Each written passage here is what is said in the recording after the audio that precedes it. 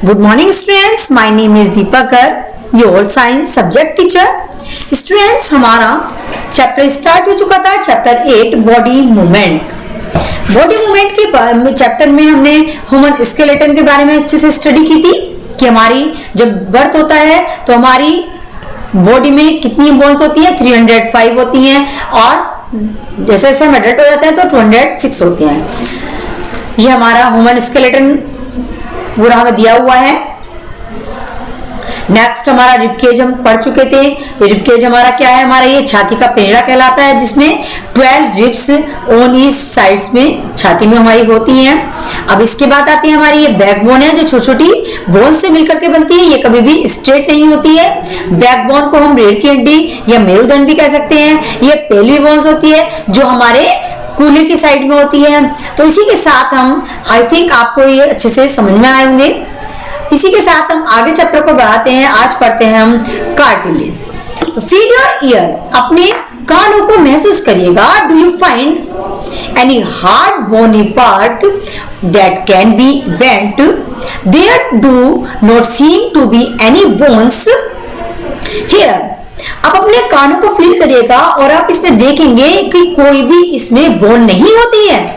Do you notice anything different between the ear lobe and the portals above it as you press them between your finger? जब अपनी उंगलियों से इसको press कर रहे हैं तो आप पता लगा पा रहे हैं कि इसमें कोई बोन नहीं होती है। You do feel something in the upper parts of the ear that is not as soft as the ear lobe but not as hard as a bone, isn't it? आप देख रहे हैं जब आप अपने कान को ऊपर की साइड से प्रेस करेंगे तो आप देखेंगे ये जितना हड्डी हमारी मजबूत होती है, बोन हमारी स्ट्रांग होती है, उतना मजबूत भी नहीं है, लेकिन नीचे जितना हल्का है ये सॉफ्ट है, ऐसा सॉफ्ट भी नहीं होता है। We have seen that our skeleton is made up of many bones. हम समझ सकते हैं कि जो हमारा ह्यूमन मानव कंकाल तंत्र है वो अनेक हड्डियों से मिलकर के बना है, जिसमें जॉइंट्स एंड कार्टिलेज आते हैं। You could feel, bend and move many them. Draw a neat figure of the skeleton in your notebook. तो स्टूडेंट्स, आप सभी को ह्यूमन स्केलेटन यानी कि मानव कंकाल तंत्र का डायग्राम सुंदर तरीके से अपनी कॉपी में बनाना है। We have learnt about the bones in our body and about joints that help us move in different ways. What makes the bones move the way do? तो आज हम आगे स्टडी करते हैं इसमें कि हमारी जो बॉडी में बोन्स है अलग अलग तरह की, वो और क्या क्या काम हमारे करती हैं, किस तरह से हमारे लिए लग। तो make a fist with one hand, bend your arm at the elbow and touch your shoulder with the thumb. Now, do you see any change in your upper arm? Touch it with the other hand. Do you observe a swell region is the upper?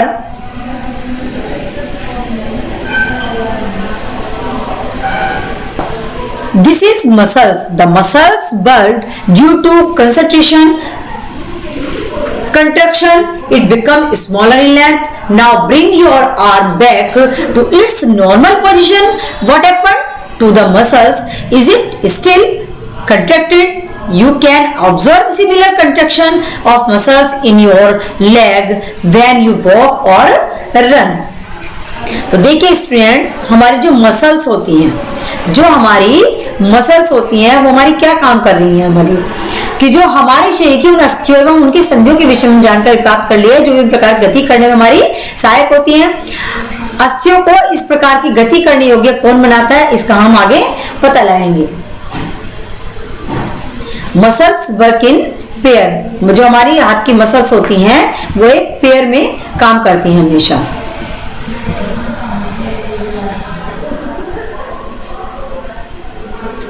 Muscles की कहते हैं हम पेशी को कह रहे हैं। आप अपनी ऊपरी भुजा में कुछ परिवर्तन अनुभव करते हैं। दूसरे हाथ से इसे छू कर देखिए, क्या आपको कोई उभरा हुआ भाग दिखाई देता है? इसे हम कहते हैं पेशी यानी कि मसल्स। संकुचित लंबाई में कमी होने के कारण पेशियां कई बार उभर जाती हैं। अपने हाथ की पुनः सामान्य स्थिति में लाइए। पेशियों का क्या होता है कि यह अभी भी संकुच अवस्था में है। चलते अथवा भागते समय आप अपने पैरों की पेशियों में भी इसी प्रकार का संकुचन देख सकते हैं।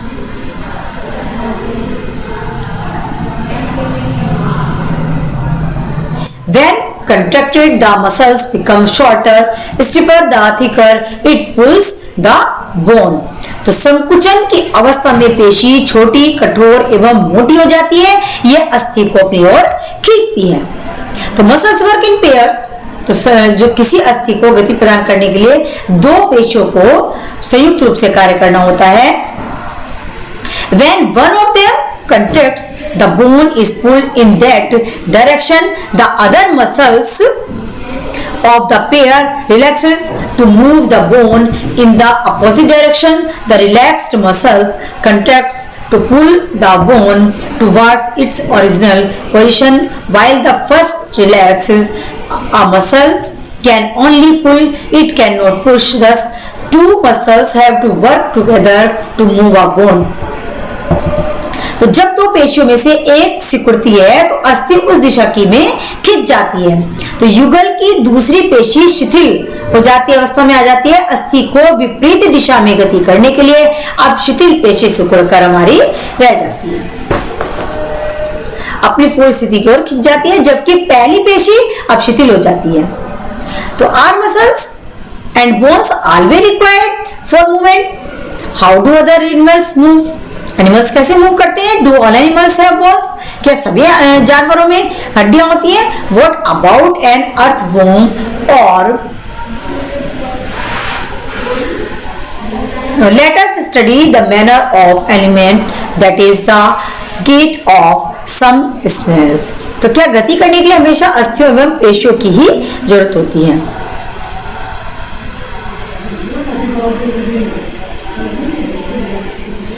तो दूसरे जंतु किस प्रकार चलते हैं? क्या सभी जंतुओं में अस्थियां पाई जाती हैं? केंचुए अथवा घोंगे में क्या होता है? आइए कुछ जंतुओं की गतियों का हम अध्ययन करते हैं। तो नंबर 1 पर आता है हमारा एक्टिविटी 5 में आता है अर्थवर्म। अर्थवर्म क्या है? जिसको हम कहते हैं केंचुआ। तो observe an earthworm moving on soil, a garden, gently lift it and place it a piece of blotting or filter paper. Observe its movement, then place it on the smooth glass plate or any paper surface. Observe its movement. Now, is it different from that on paper? Which of the above two surface define that the earthworm is able to move easily? तो बगीचे में चलते हुए केंचुए का निरीक्षण कीजिएगा। इसे पकड़कर एक स्याही सोप या फिल्टर पेपर की सहायता पर रखेगा। इसकी गति का परीक्षण कीजिएगा। इसके पश्चात केंचुए को एक कांच की पट्टी टुकड़े टाइप अथवा किसी चिकनी सतह पर रखेगा तथा इसकी गति का परीक्षण कीजिएगा। क्या गति पेपर और केंचुए गति भी भिन्न है? ऊपर की दो सतहों से किस पर केंचुआ आसानी से चल पा रहा है? केंचुए का शरीर एक सिरे को दूसरे से सटाकर रखे गए अनेक छल्लों से बना प्रतीत होता है। केंचुए के शरीर में अस्थियां नहीं होती, परंतु इसमें पेशियां होती हैं जो इसके शरीर के घटने और बढ़ने में सहायता करती हैं। चलने के दौरान केंचुआ अपने शरीर के पश्च भाग को भूमि में जकड़े रहता है तथा अग्रभाग को फैलाता है। इसके बाद वह अग्रभाग से भूमि को पकड़ता है तथा पश्च भाग से स्वतंत्र होकर के छोड़ देता है।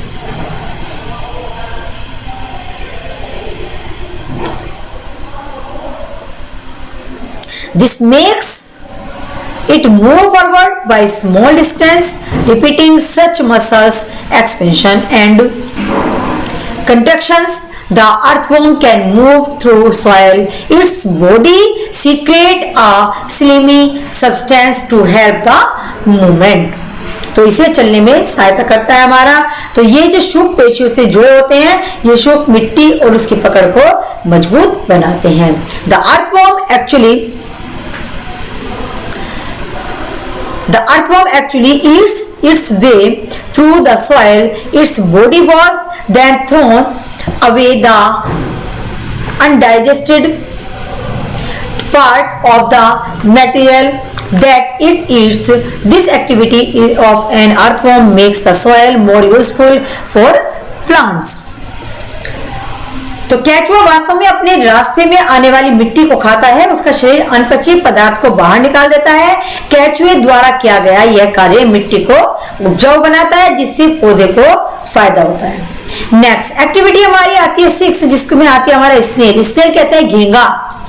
अभी घोंगा क्या है हमारा? घोंगा देखिए, observe a snail in your garden और a field. Have you seen the rounded structure it carries on its back. आप एक बगीचे में जब घूम रहे होंगे तो आपको एक गोल गोल सा इंसेक्ट दिखाई देगा, जिसका नाम होता है स्नेल, हिंदी में कहते हैं घोंगा। तो इसे कवच भी कहते हैं। यह घोंगे का बाह्य कंकाल होता है, जो ऊपरी पार्ट होता है, ये घोंगे का बाह्य काल होता है। This is called the shell and it is the other outer skeleton of the small snail, but is not made the bones. The shell is a single unit and bones and does not help in moving from place to place. It has to be dragged alone. तो कि जब आप देखेंगे इसे कवच भी कह सकते हैं। घोंगे का बाह्य कंकाल है, परंतु यह अस्थियों का बना नहीं होता है। यह कवच एकक होता है और यह घोंगे को चलने में कोई सहायता नहीं करता है। यह घोंगे के साथ खींचता जाता है। घोंगे को कांच की पट्टी पर रखकर इसका परीक्षण कर सकते हैं। A thick structure and a head of the snail may come out an opening made of strong muscles. Now carefully till the glass plate and waving motion of the foot can be seen. तो कवच का छेद खुलने पर आपने उसे एक मोटी मांसल संरचना से बाहर आते देखा है। मोटी संरचना इसका पाद है, यानी कि पैर है, जो दृढ़ पेशियों का बना होता है। अब सावधानी पूर्वक कांच की प्लेट को एक और थोड़ा सा झुकाइए। पैर की लहरदार गति दिखाई देती है। क्या घोंगे की गति केचुए की गति से तीव्र होती है या फिर धीमी होती है? नेक्स्ट एक्टिविटी 7 पर हमारा होता है cockroach. Observe a cockroach. Cockroach को ध्यान देंगे आप, परीक्षण करेंगे। कॉकरोच क्या है हमारा? तिलचट्टा। Cockroach walk and climb as well as fly in the air. They have 3 parts of leg. These help in walking. The body is covered with a hard outer skeleton. This outer skeleton is made of a number of plates joined together and that permits movement. There are 2 pairs of wings attached to the body behind head. The cockroach have distinct muscles. Those near the legs move the legs for walking. The body muscles move the wings when the cockroach flies. तो देखिए, तिलचट्टा जमीन पर चलता है, दीवार पर चढ़ता है, वायु में उड़ता भी है। इसमें 3 जोड़ी पैर होते हैं जो चलने में सहायता करते हैं। इसका शरीर कठोर बाह्य कंकाल द्वारा ढका होता है। यह बाह्य कंकाल विभिन्न एककों से परस्पर संधि द्वारा बना होता है। वक्ष से 2 जोड़े पंख भी जुड़ जाते हैं। अगले पैर संकरे और पीछे पैर चौड़े अथवा बहुत पतले भी हो जाते हैं। एक्टिविटी 8 आता है हमारा फिश। अब हमारी फिश कैसे काम करती है? मछली जो होती है हमारी,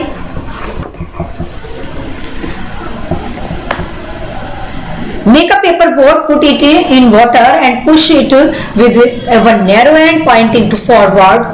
Did it go into the water easily? Now hold the boat sideways and push it into the water from the broad side. Are you able to make the boat move in water when you push it from the side? तो देखिए, एक paper लीजिएगा। पक्षी जो हवा में उड़ते हैं, भूमि पर चलते हैं तथा हंस जैसे कुछ पक्षी जल में तैरते हुए इससे उड़ पाते हैं। तो पेशियों को जकड़े रखने के लिए ये एक रूप से इससे रूपांतरित होते हैं तथा पंखों को ऊपर करने में सहायक होते हैं। अब आप कागज का एक पेपर नाव बना करके पानी पर इस प्रकार रखिए कि उसका नुकीला भाग आगे की ओर रहे। इसे धीरे से धक्का दीजिएगा कागज की नाव को। तो क्या ये जल पर आगे की ओर तेजी से जाती है? अब नाव को दोनों सिरों से पकड़कर इस प्रकार धक्का दीजिए कि वह चौड़ी ओर से जल में जाए। क्या इस प्रकार नाव जल में सरलता से चल सकती है? क्या आपने ध्यान दिया है कि नाव की आकृति काफी सीमा तक मछली जैसी दिखती है? शरीर की ऐसी आकृति हमारी धारीय रेखा कहलाती है। क्या कहलाती है हमारी? ये स्ट्रीमलाइन यानी कि धारी रेखा कहलाती है। The shape is such that water can flow around in easily and allow the fish to then move in water. The skeleton of the fish is covered with strong muscles during swimming. Muscles make the front part of the body curve to one side and the tail part swings towards the opposite side. The fish formed a curves as shown in figure 8.4. आप figure 8.24 में देख सकते हैं movement of fish में किस प्रकार से movement होता है। A series of such jerks make the fish swim ahead. This is helped by the fins of the tail. The fish also have other fins on their body which mainly help to keep the balance of the body and to keep directions while swimming. Did you ever notice that underwater divers wear fin-like flippers on their feet to help them move easily in water? अब हम जानना चाहेंगे how do snacks move, सांप कैसे चलते हैं। Have you seen a snake slither, क्या आपने सांप को कभी रेंगते हुए देखा है। डज इट मूव स्ट्रेट, ये बिल्कुल सीधे सीधे चलता है, आगे बढ़ते देखा वो हमेशा सीधे चलता है। Snakes have a long backbone, snakes की एक लंबी बैकबोन होती है। They have many thin muscles, और पतली पतली छोटी छोटी मसल्स होती हैं। They are connected to each other even though they are far from one another. Muscles also connect the backbone, ribs and skin. तो जो सांप होता है हमारा, उसकी जो बैकबोन या मसल्स होती हैं वो हमारी कहाँ जुड़ी होती हैं। सर्प का शरीर अनेक किले से मुड़ा होता है, इसी प्रकार सर्प प्रत्येक किले में उसे आगे की ओर धकेलता है। इसका शरीर अनेक वलय से बनता है, प्रत्येक वलय आगे को धक्का देता है। इसका सर्प बहुत तेजी से आगे की ओर गति करता है, परंतु सरल रेखा में नहीं चलता है, सर्प हमेशा लहरा करके चलता है। We have learned about the use of bones and muscles for the movement of different animals. हम विभिन्न जंतुओं की गति प्रदान करने वाले अस्थियों एवं पेशियों के विषय में जानकारी प्राप्त की है। अब हम देखना चाहते हैं क्या कि about the different movement in the animals. So must you be having many unanswered questions buzzing in your minds. The ancient Greek philosopher, प्राचीन समय में ग्रीक फिलोसोफर थे जिन्होंने, प्रसिद्ध ग्रीक फिलोसोफर कहते हैं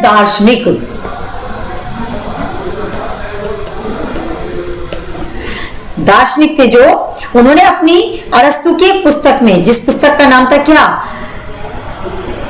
उसका गेट ऑफ एनिमल्स, एरिस्टोटल एक पुस्तक थे जिनकी पुस्तक का नाम था gate of animals, asked himself these questions: why do different animals have the body parts that they do have, and how do these body parts help animals to move the way that, what are similarities and differences in these body parts between different animals, how can body parts are needed by different animals for moving from place to place. तो उन्होंने क्या देखा, विभिन्न जंतुओं के शरीर में विभिन्न भाग क्यों होते हैं, ये विशेष अंग उन जंतुओं की विशेष गति में किस प्रकार से सहायता करते हैं, विभिन्न जंतुओं के शारीरिक अंगों में क्या समानताएं एवं विभिन्नताएं हैं, विभिन्न जंतुओं को चलने के लिए कितने अंगों की आवश्यकता होती है, मनुष्य के 2 पैर तथा गाय और भैंस के 4 पैर क्यों होते हैं, बहुत से जंतु संपादी होते हैं क्यों, क्योंकि हमारे पैरों के मुड़ने का ढंग हमारे साथ हाथों की तुलना से अलग होता है। So many questions and perhaps we have looked for some answers through our activities in this chapter and we need to look for many more answers. तो इतने अधिक प्रश्न संभवतः है, इतने क्रियाकलापों द्वारा हमने कुछ प्रश्नों के उत्तर प्राप्त करने का प्रयास भी किया है। हमें कुछ और प्रश्नों के उत्तर आगे अभी अपने खोजने होंगे। हमें अच्छे से चैप्टर को रीड करना है, वीडियो को अच्छे से वॉच करना है। Thank you everyone.